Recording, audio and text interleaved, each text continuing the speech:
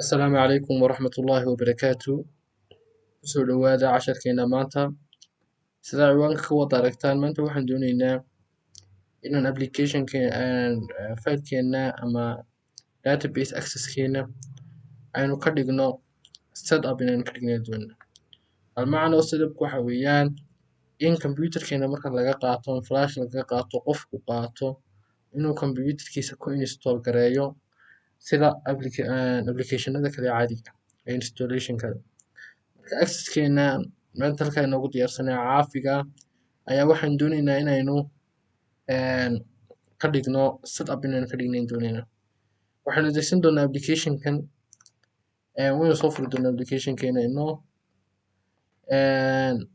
waxaan ka bilaabi doonaa halkan ka bilaabi doonaa halka yar new main scriptiga ama Ctrl+N waynu ku dhufan doonaa.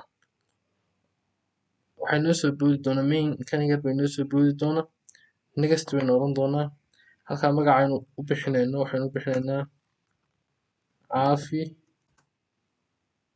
test. Okay, halkana waa versionka uu yahay 1.5 ka samayn doonaa. halkana application publisher ma qofka soo saaray shirkadda soo saartay waan ku qori doonaa.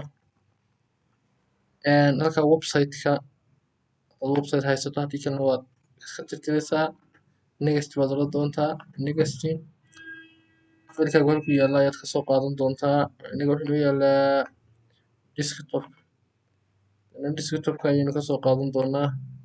halka all files baynu oran doonaa faylasha meesha ku jiro dhan inoo tuso applicationkeena ayaynu soo qaadan doonaa waan soo furi doonaa sidaa kadaalika halkana waynu soo furi doonaa caafigeena waynu soo qaadan doonaa. marka intaas samayno waxaan oran doonaa next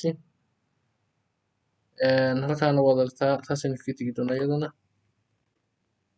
halkan liisan iyo waxbaa laina weydiinaya waa iska dhaafi doonaa luqadaha yacni adeegsanayso English.